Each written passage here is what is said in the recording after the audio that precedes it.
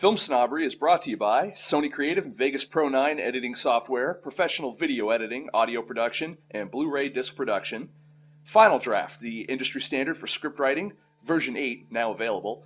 And Boris Effects, the advanced level plugin and application for all kinds of editing fun. Also check out their Red, Continuum, and Graffiti software suites.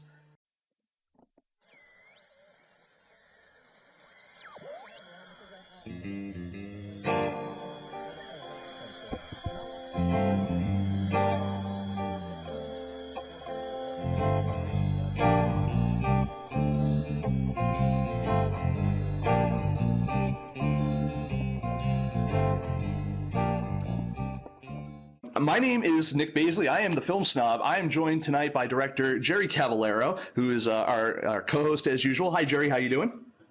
Hi, everyone. Very good, Nick. How are you? I am doing phenomenal, mostly because we have a guest that I have been dying to get on this show for months. You guys out there may be familiar with this new phenomenon that is called crowdfunding or crowdsourcing, although I do believe the two terms are separate. He is the co-founder of one of the premier sites for not only filmmakers but other, if anyone in the arts to put out, publicize, and fund their projects. Ladies and gentlemen, someone I am very excited to have on our show tonight, the co-founder of Indiegogo.com, Mr. Slava Rubin himself. Hello, Slava. How are you tonight? Good. Thank you very much for the nice intro, Nick. You're welcome, sir. When I first kind of heard of Indiegogo, I was even, we have a page up on Indiegogo ourselves, but I was hesitant to use it because I thought it was just for filmmakers. Could you explain a little bit about how Indiegogo.com is not just for filmmakers, but for everyone interested in publicizing their particular art? Sure.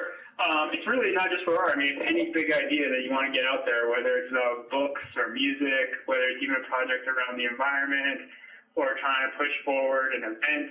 The idea is that crowdfunding is a new way to raise money. Obama was able to raise over $1 million a day in sub-$1,000 contributions back in 2008. And we're trying to use that same exact concept, but really democratize it so anybody can do it and build their campaigns to raise money, small chunk at a time, and make their big ideas happen. And I think that, I mean, you guys have already had several success stories. What are you guys doing right now to reach out to filmmakers to get them to use your service?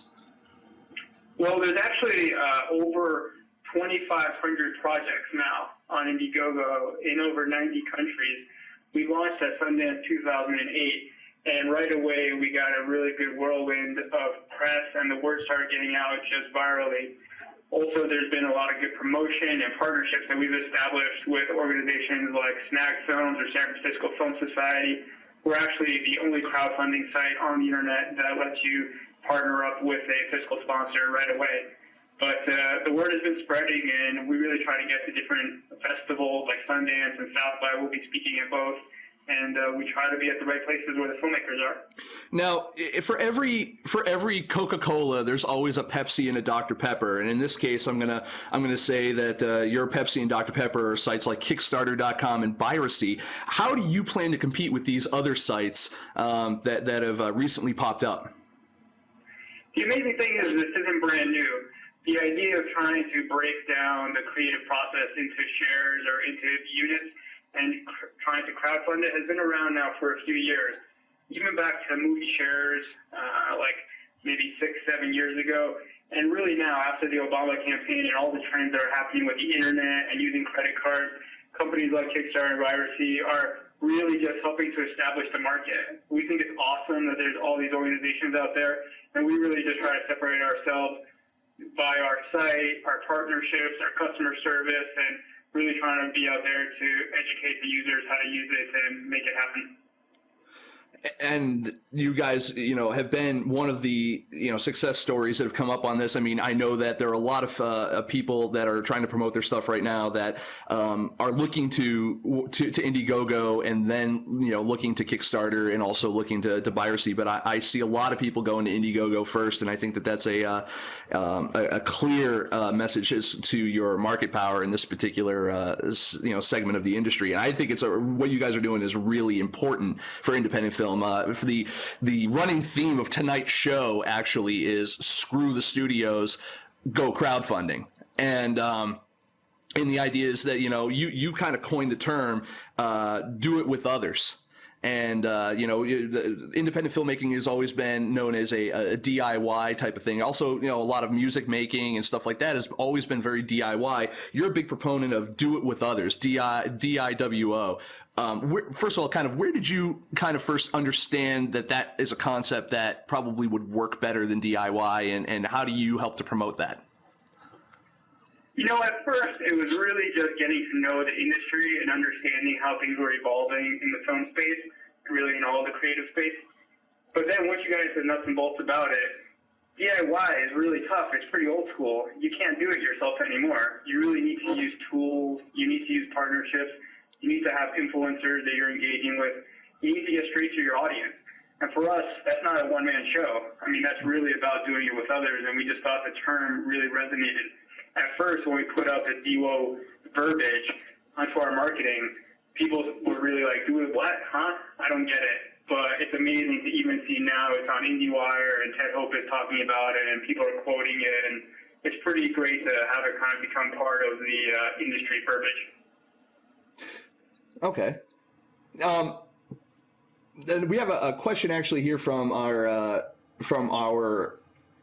fans here who actually ask, can you talk a little bit more about your partnerships, Indiegogo's various partnerships?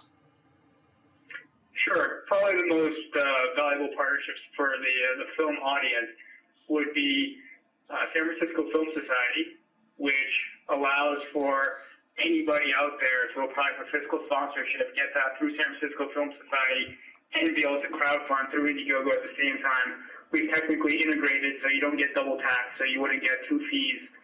You would only get 1 fee. Plus, we have a partnership with Snack Films, which lets you have the only company that allows you to get in-progress films shown onto a distribution site. We have that special partnership with Snack. Plus, we're partners with IFD, which is the largest nonprofit film organization in the country. So all of these things give us pretty good reach. We also have a number of different resources in our resources section, which includes various blogs like the Workbook Project, Film Panel Note Taker, and others. And hopefully Filmsnobbery. No, I'm kidding. But Absolutely. We're always looking for more partnerships. It's all about knowing the influencers, and you're one of them. Oh, thank you very much. I appreciate that. And if I hadn't said it before, I do appreciate you coming on. I know this has actually been a long time in the making. What are some of the other tools and resources that filmmakers can do at Indiegogo to help promote their work? Well, one of the great things about Indiegogo is immediately within 5 to 8 minutes, you're able to set up your own site and your own pitch. In there, you would have all your classic information, like your synopsis, who's on your team, any media like photos or videos or personal pitches. You can also offer different VIP perks that folks can then get as products or services for contributing. On top of that site that you get for free, you then get all these promotional tools like Twitter integration, Facebook integration, integrating directly into your email, and you could promote. Plus, right away, you get a widget that's automatically created for you as soon as you sign up and create a project.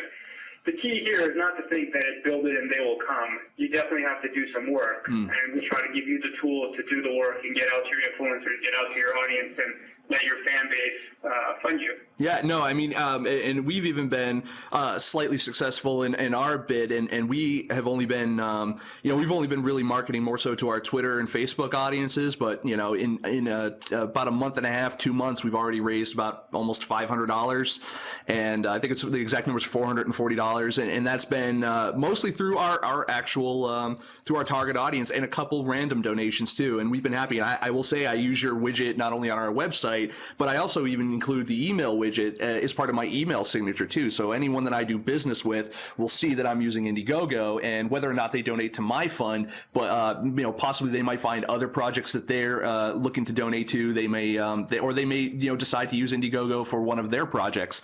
One question I have for you is, do you happen to have at this point in time any favorite projects that are on your that are on Indiegogo? I think there's a lot of great projects on there. One of the best pitches people like is How Would You Feel?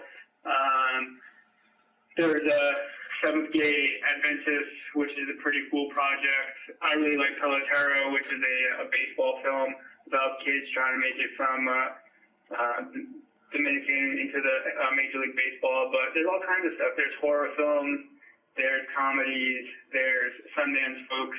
So it really runs the gamut. Now, one of our other audience questions here says, from Bobby Bless, says, can you do this even with websites, as in getting donations to possibly improve a website and the way it operates? If you want to be able to push forward a venture, whether it's a website or whether it's another organization, you absolutely can raise money. Yep. The key here is not so much what are you allowed to do or not allowed to do, is can you engage your audience and get them excited to be part of it? And if you can do it on Indiegogo. Yeah, and one of the things that you do to help engage those audiences, or what you offer, are perks, and not you offer, but the filmmaker or the artist or the person who is in charge of that project. You actually have the ability to offer perks. I know that we offer stuff all the way up from as low as just subscriptions to magazines, all the way up until to free software. There's that's, I think, is an invaluable tool too, because you're giving people an incentive to engage with you as well. But no, you also offer a lot of social media tools, from the ability to post directly to Facebook and integrate with Facebook as well. You offer the ability to post on Twitter, submit through Dig and Yahoo Buzz and all the other major social networking sites and feed sites. I think that's really important, that you're kind of hitting all the bases there for everyone. It certainly simplifies what the person who's running the project has to do. Do you have anything planned in the near future to expand upon the tools that you already have there? Yeah, one of the new tools that we have that's pretty exciting is a demanded functionality, which might have become popular during the paranormal activity craze. We actually had it a while before that, but if you go and you want to list events, not everybody actually lists events. I don't think you actually do, Nick. If you want to list events, you can add the demanded functionality and have your audience show that they demand in their cities, which you can then find out where there's a demand for your product. Well, the good thing is, and I'm very well aware of that particular function, and actually going forward this year, we've got some changes coming up on our end, and I think that's something that we'll probably be able to make some good use of. Do you? Just to jump in there for a second. Sure. The exciting thing about the promotional tools and the demanded functionality, all of this really helps for market research, proving out concepts. When you have these investors or distributors or other organizations trying to decide if they want to get involved, this is a really great way to prove that you have traction. There's nothing better than like the Verizon commercial, where he has the whole army of customer service and employees behind him. There's nothing better than walking into a meeting and say, who's with you? Oh, well, this whole entire group is with me. They're already backing me. Instead of just trying to say, here's a piece of paper, or here's a quick idea, do you like it? Yeah, you're almost kind of proving that you can get individual investors before you go after, for all intents and purposes, the big nut. And right. Yeah, I think that's really good. I mean, you can prove your concept before you go to, or prove your business model, or prove whatever you need to before you actually go seek larger involvement with someone else. The interesting thing is the Hollywood system, they try to pre-sell their films to international territories so that they can actually fund the creation of the movie. There's no reason that the indie world couldn't do the same thing by just pre-selling, instead of international territories, pre-selling their actual units of the movie to be able to fund the production. that really takes out a lot of the risk and really becomes a great way of creating it.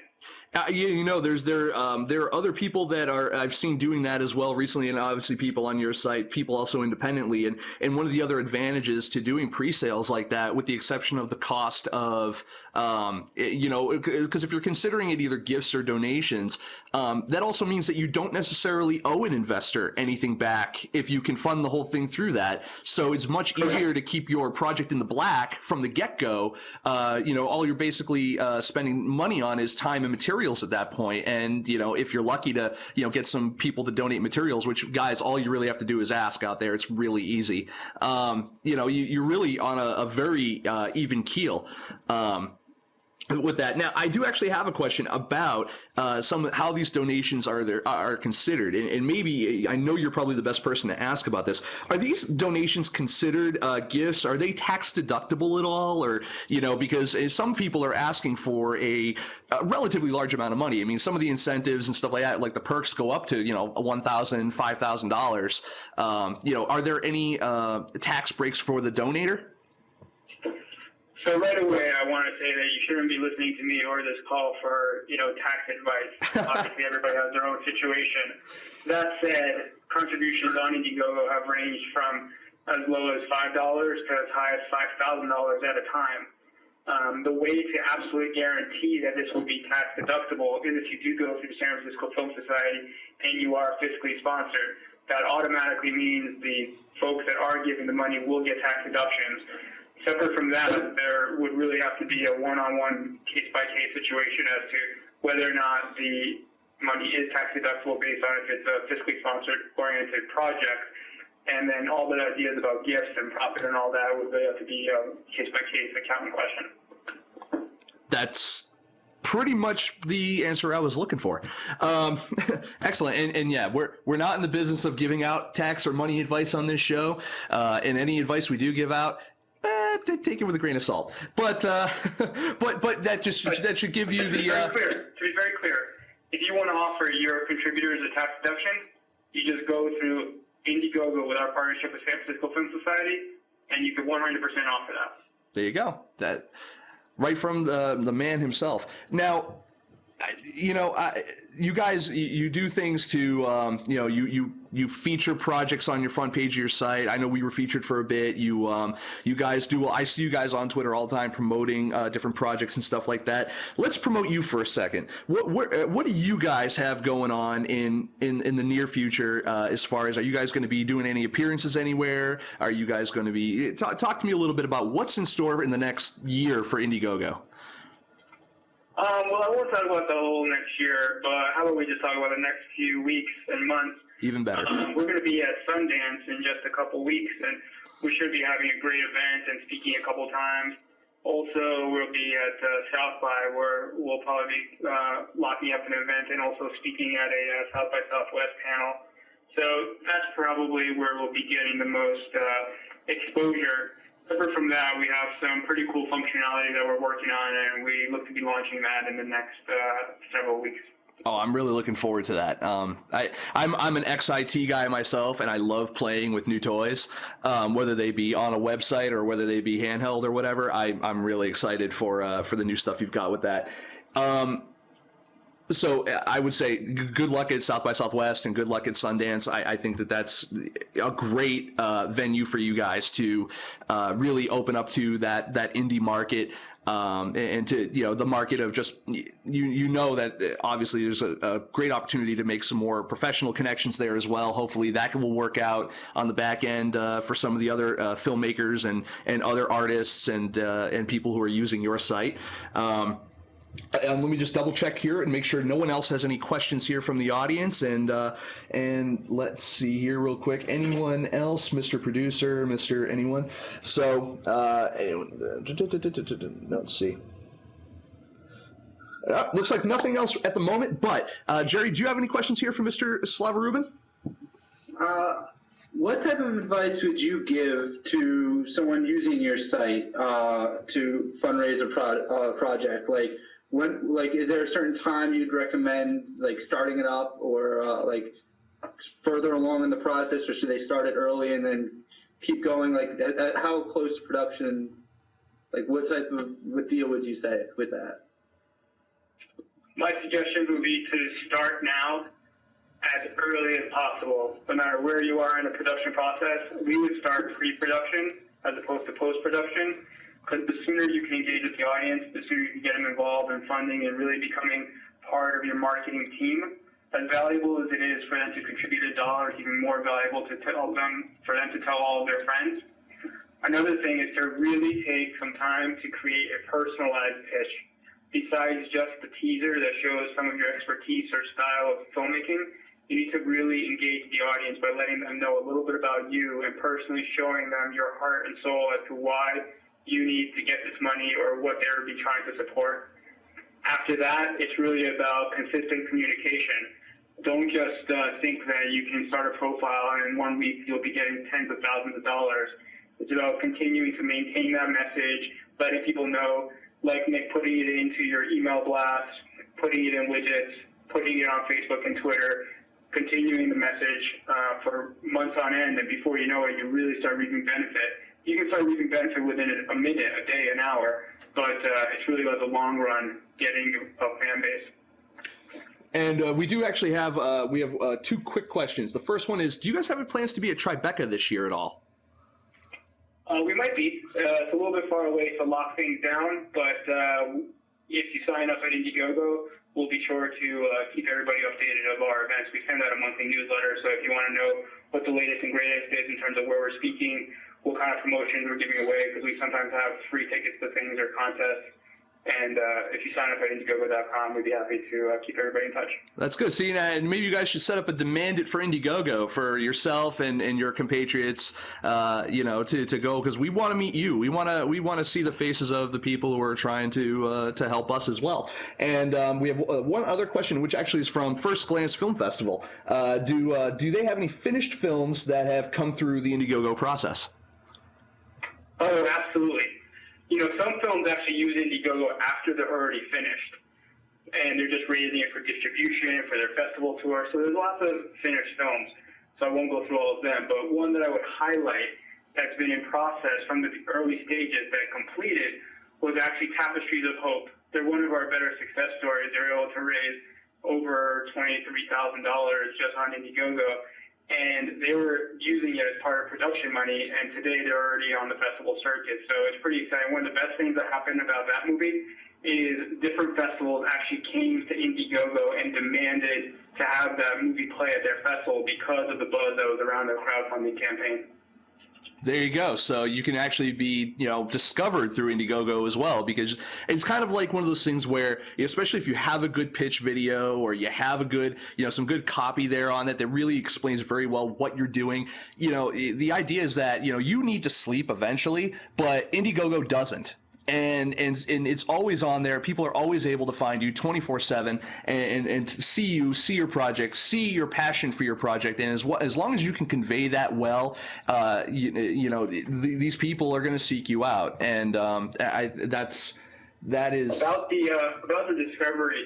I can't announce it formally yet. I'm sorry, but we are in some great discussions with a major TV network as well as a major distribution studio to be able to have kind of discovery first look access at the Indiegogo project, which could give the Indiegogo community a great leg up on getting exposed to the opportunities out there.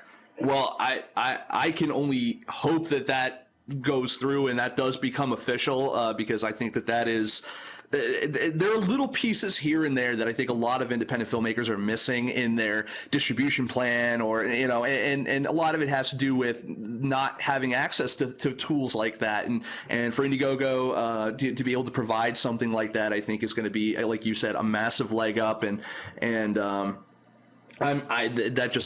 excites me, because I really enjoy seeing progression like that.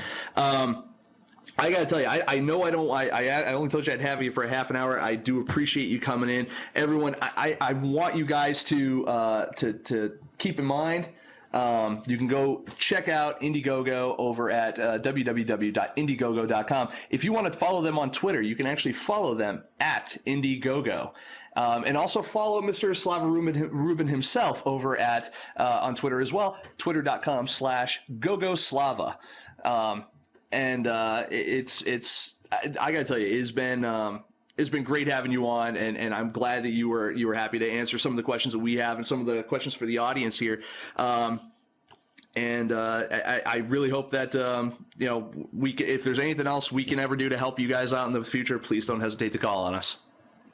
Yeah, what I would say is just one last thing is, Indiegogo has been around now for a little while, a little under 2 years, and the growth has been really exciting, and it's only been a testament to really the feedback from the customers and the users. So keep the feedback coming. We try to improve the site every day, every week, and it's all based on what you, the people out there, are telling us. So if there's something that you want to be created better or improved, let us know, and we'll be sure to act. And otherwise, thanks a lot for having me on the show. Thank you for coming. I really appreciate it, and I really look forward to seeing where my project goes, and to see where Indiegogo goes in the future. And please keep in touch. I greatly appreciate you coming on. I think for all the great work that you do here at Filmsnobbery, everybody who's listening should consider throwing a few bucks towards your project on Indiegogo. Who knows? It might just spark a quick funding of it right away in the next day or two. Yeah. So just a quick plug for your project. Otherwise, thanks a lot for having me. No, thank you. And if anyone actually out there does want to contribute to our project, it's www.indiegogo.com/project-filmsnobbery. So thank you again, everyone. That was Mr. Slava Rubin, co-founder of Indiegogo. And I got to tell you, that was, again, an interview that I've been waiting to have for a while. We had it scheduled once. It got rescheduled. But I'm not going to make the man work on his birthday. Come on. So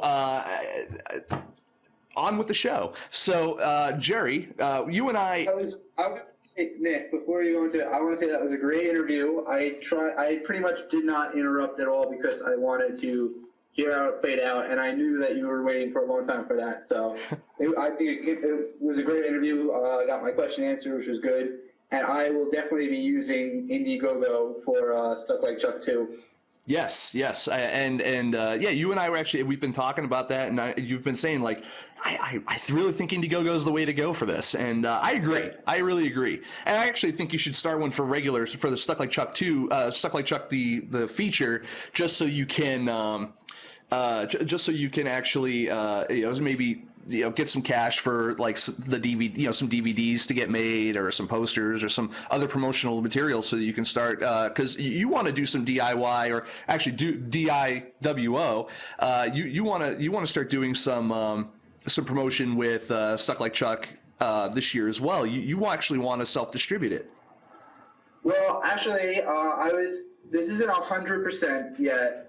I was hoping to announce it on the show with Slava, but I didn't get, not everything is green lit, but I will say the tentative plan, just since, he was on the show, it was all about do it with others and self-distribution. The idea is going to be that I'm trying to raise the budget for Stuff Like Chuck 2. And I'm going to do that by taking donations through Indiegogo. This is mainly how we're going to be taking donations through Indiegogo. And the perks that you get on the site, the different films, you get different perks. You can get a fucking shark. What we're going to do, what I think what we're going to do is, for $20, you're going to get a copy of the film, of Stuck Like Chuck, the first film, mm-hmm. and you're going to get a door hanger and a thank you on our website. For $30, you get the film with a second bonus DVD that's going to have tons of extras, a behind-the-scenes documentary, bloopers, deleted scenes, the works. And you also are going to get a thank you in the credits of Stuff Like Chuck 2. Plus, you get the door hanger and the thank you on the website. And then we're still working it out. We're trying to work out something with the Orlando Film Festival, and we're gonna do the film there. So we're gonna try to get some perks with them. Mm-hmm. So hopefully that works out. So I'll announce them on the show as they come. But that's the idea. So that's how we're gonna self-distribute the film. So we're gonna give the film out to people who donate. So we're technically not selling the film, but if you donate to the sequel, you're gonna get a copy of the first one. Yep. So that's my plan for self-distribution. I don't know if that's been done before, but like to finance a sequel, you give away the first one. Well, you know, we're gonna try. That'll be an interesting experiment. You know, I look forward to seeing how you go with that, and if you know, obviously, if there's anything I can do to help, that's what I'm here for. You know, we've got speaking of great, you know, sites like Indiegogo and other great, you know, projects like Stuck Like Chuck 2, I want to talk to just very briefly about another great project who, you know, is another partner of ours. I want to talk about the First Glance Film Festival, and we're actually doing a giveaway with them on this episode for a subscription to Movie Maker Magazine. Now, what you need to do to be eligible for this is you need to send out a tweet on Twitter that includes both at First Glance Films and also at Filmsnobbery. And actually, what I'm going to do is first, let's see here, is if. Let's see. Is First Glance still? If First Glance is still in here, do me a favor. First Glance Films, you write out the tweet in the chat room for everyone, so that way they will know exactly what to type in. They can just cut and paste it if they have to. That way, it's all done easy. So you do that, and the first one that I see in my Twitter stream that actually gets that, and make sure you have to be following First Glance Films in order for that to actually happen. And you have to be following Filmsnobbery as well. You can't just get it, because that just doesn't work. So that being said, do it up. So again, Jerry, one of the things that I mentioned during the during the interview, and I'm actually going to I kept it a little clean for the interview, but I'm going to say it flat out what it is now. Tonight's theme for the night is fuck studios, crowdfund instead. And the idea that we both were kind of talking about before the show about this is, you know, we're like, oh, what are we going to talk about the show tonight? And we're going to do something a little more unconventional, and we're going to tie it into mainstream. But the reason why we're doing that is to really drive the point home for independence. Why working independently is usually better. The first story we're going to talk about real quick is we're going to talk about the whole, if you guys probably heard yesterday that they actually axed the next Spider-Man 4 movie, axed Tobey Maguire, axed Sam Raimi, everyone's out. And this is actually not even 24 hours after they announced that John Malkovich was signed on to be the Vulture in the next Spider-Man 4. And Fox came back and said, you know what, screw all of you, you're all off the project. We're going to reboot the series. And you're going to reboot a series from 2000 or 2001 or whatever the first one came out, which I think is ridiculous in itself. Jerry, did you have any thoughts on that before I go into my little rant? Before we went to that, I just want to say we can't copy and paste from the chat. Well, that's something I realized yesterday, and I didn't even tell you. Okay. Yeah, actually.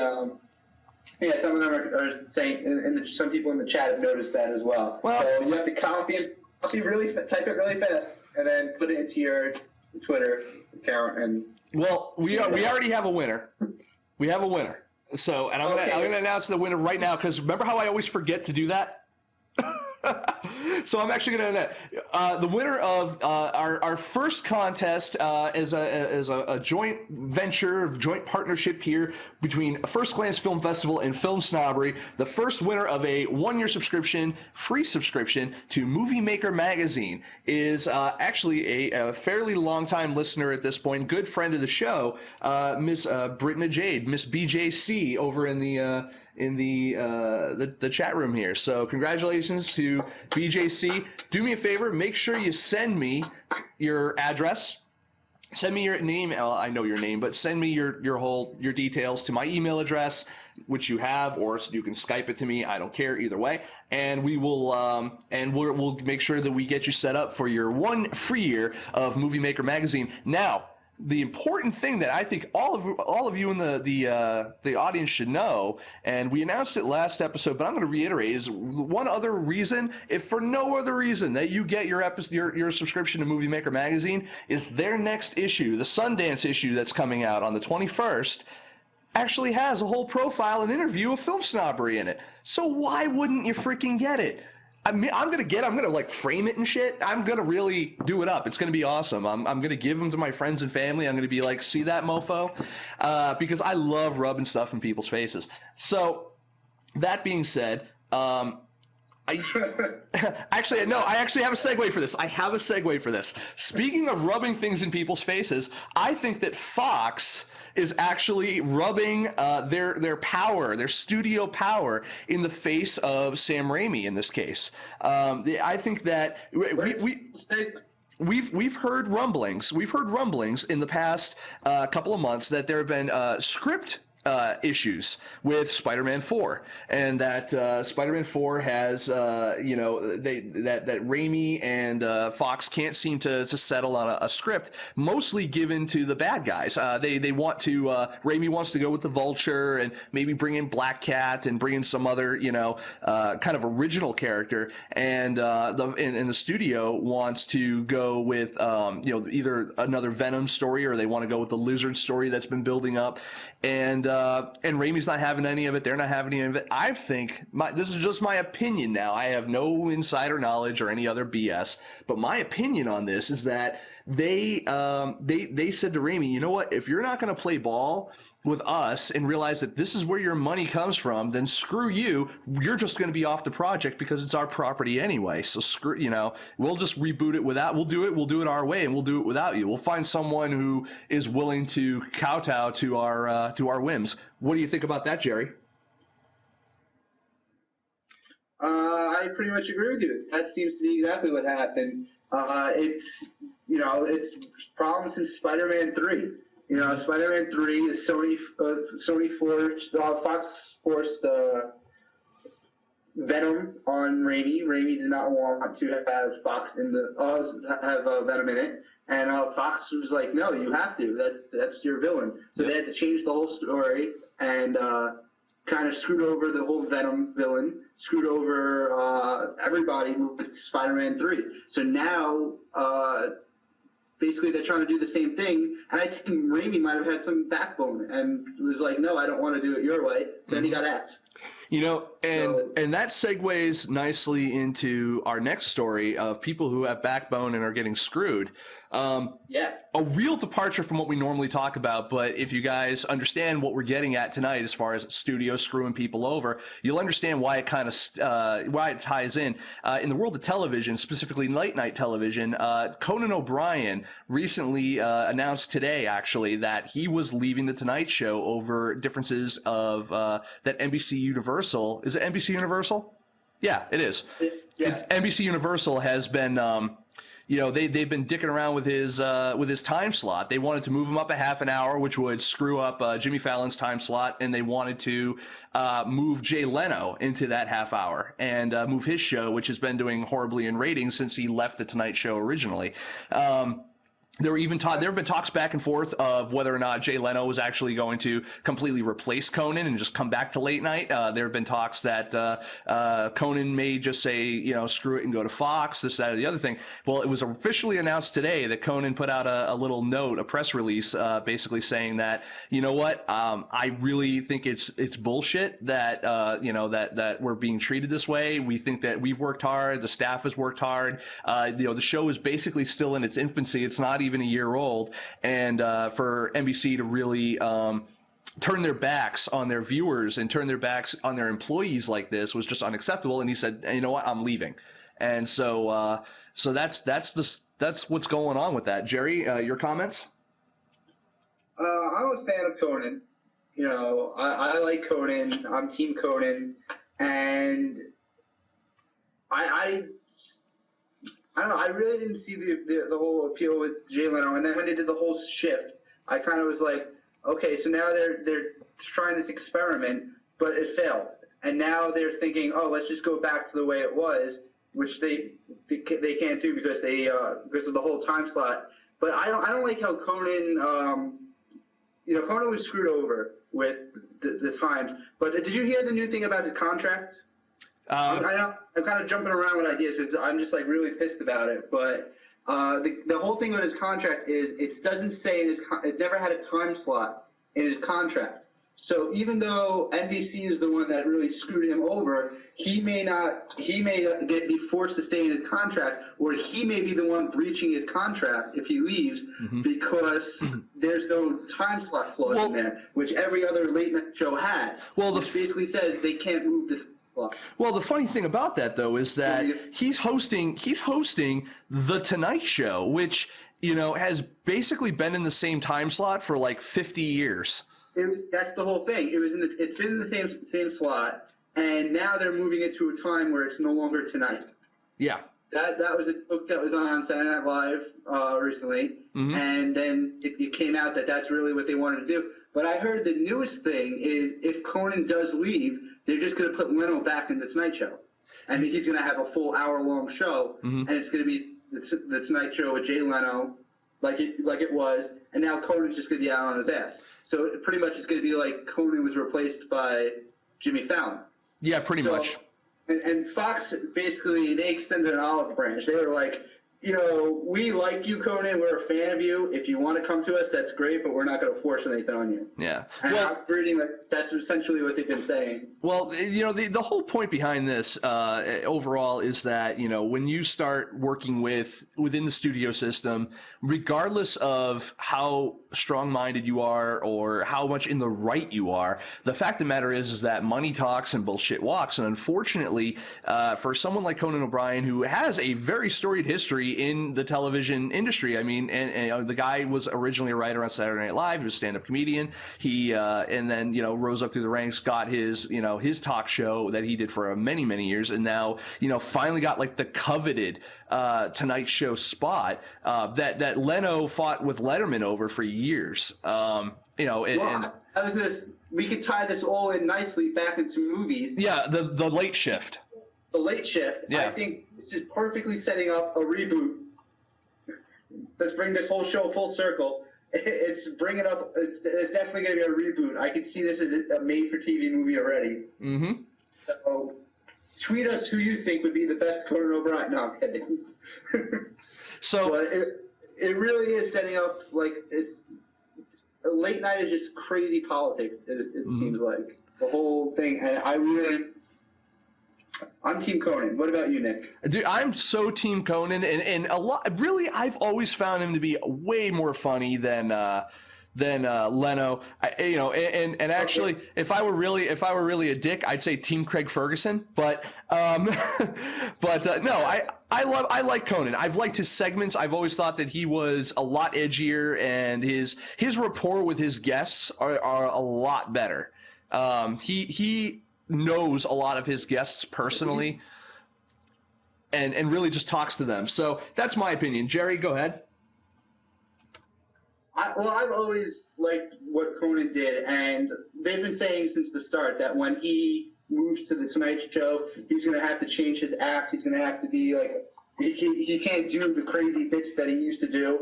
And he did the crazy bits that he used to do. Mm-hmm. And I don't even know, like, do you know what the ratings have been with him? I know they're not as strong as they were when it was with Leno. No, but Leno had his own show and his ratings tanked. Yes, like to the point where the original idea that NBC had was they were going to just flat out cancel Leno, and it was going to be done.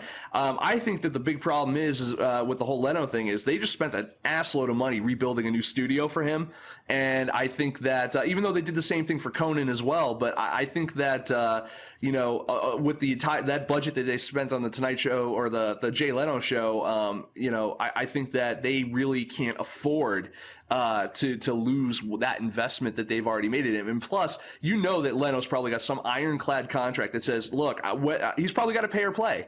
He's like whether or not I'm on TV every night or not, you guys are paying me money. And here's what they should do.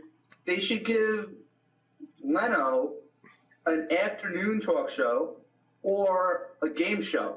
Like, create a new game show and have him host it. Use the same studio, or give him an afternoon show where most of his audience is senior citizens because he plays it so safe. Give him the early bird special with Jay Leno and make like a 6 p.m. talk show or something. Yeah, well, experimental. That'll be interesting. The long and short of it is, and we've spent way too long on this anyway, the long and short of it is that if you want anything done right and you want anything done in a way that is satisfying at all to you, stay indie and stay indie, San Diego, and really just understand that doing it with yourself, doing it by yourself, doing it with others, I prefer, doing it with others, but having other people on your team that believe in what you're doing is really important, and financial backing and having the connections is not always the most important thing in the world. You can make your project whether or not you have someone, handing you money, behind closed doors, because you always know that person, even with the best intentions, is always going to come back and say, what's in it for me? And the only way to keep people from saying what's in it for me is to, stay independent. And, just like us, I'm indie. Jerry, you're indie. So Jerry is indie. So, I mean, we've got to, I really think that's important. And yeah, so there we go. That's how we tied all that together. And we're reaching the kind of close to the end of the show tonight, but I want to, I think we have time to talk about maybe one more thing. I want to kind of go and reiterate again, one of our partners who, again, is helping us, First Glance Film Festival. For more information, go over to www.firstglancefilms.com. Maybe you guys didn't win a subscription to Movie Maker Magazine tonight, but you know what? You're going to have chances for every show to win something between now and I think March or so. And here's the kicker, though. You have to be here and you have to participate, because here's the deal. All of the winners that actually win too are going to be entered in a drawing at the end for something else. We don't know when. We don't know for what. But that's just incentive to keep watching. And if you're not following us both on Twitter and Facebook, you're not eligible. So make sure that you're following us and First Glance Films both on Twitter and Facebook, and fan us up there. It's we're facebook.com/filmsnobbery. First Glance Films, I believe, is facebook.com/firstglancefilms. If not, just search for them. It's easy. Maybe the First Glance Films will make a link in the chat for you. But if you don't have the ability to do that, but you still want to read Movie Maker Magazine, I highly suggest that you go to www.moviemaker.com/subscribe/filmsnobbery. You can get a 1-year subscription to Movie Maker Magazine for only $6, which, that's like the cost of a couple cups of coffee. You're done. So that's good. I have one. I like it. Another one that I highly recommend as well is that we're good friends with is our good friends at Script Magazine. They put out some quality stuff, and I just really do enjoy it. I know I'm plugging a lot of stuff tonight, a lot of different companies, a lot of different stuff, but I got to tell you, it'd be great if I got paid from some of them. But you know what? There's just a lot of good tools for filmmakers out there. Go ahead, Jerry. What? I wanted to say that we don't get paid, but it's because we get the good stuff to give to our viewers. We're not getting paid, but you guys are getting contests where you're winning prizes from our viewers, from our sponsors. Yep. So you're not getting paid, and I'm not getting paid from our sponsors because our viewers are getting paid. And at the end of the day, that's what's important. I'm just trying to make nice. No, that's good. No, I appreciate that. That's actually a really good thing. So I want to say that if anyone else has any questions, any follow-up questions for Mr. Slava Rubin that we had on the show tonight, again, you can Twitter him at GoGoSlava, or you could actually send myself an email, nick@filmsnobbery.com. That's NIC@filmsnobbery.com, with any additional questions you might have, and I will try my best to get them answered by Mr. Slava Rubin himself, or at least forward them on to him. So that being said, I'm glad. Oh, hey, I want to. I also, one thing I want to do tonight, because we have a lot of people, some new faces, some first timers, some old timers as well here in the chat. I just want to throw a few shout outs out to some people. I want to thank Andre. I want to thank BJC, Bobby Bless, our new executive producer, broadcast assassin, whose name is Jeff Koenig, and he will actually be here in the studio as of this coming Sunday. I actually got to pick him up at the airport this coming Sunday. We are going to be working on a new film snobbery that I'm not even going to lie to you. Now, you might not see it for a couple of months because we're really going to go heavy in pre-production, but I swear to God, if it does not blow your goddamn socks off, then you must be wearing sandals.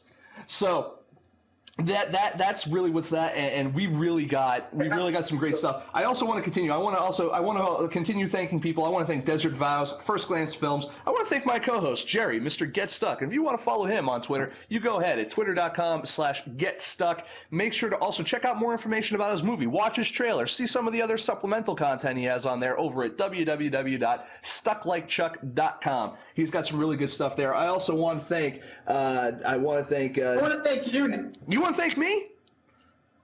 Aw. Yeah, thank you, Nick. Well, thank you very much.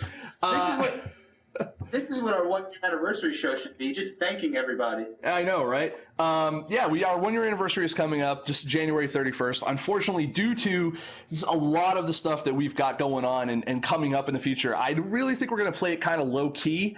But you know what?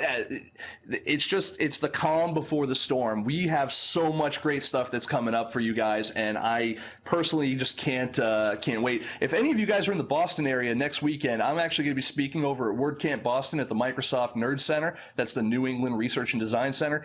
I'm going to be speaking there on video integration on websites, and basically it's a media 101 class, and I'm really looking forward to that myself. I want to continue thanking some people. I want to thank Jerry Dennis, who's the co-host of our Things You Didn't Learn in Film School, which you can actually see every Sunday here at filmsnobbery.com. They just had a couple of really great shows. They did a two-parter on some of the best filmmakers of the decade.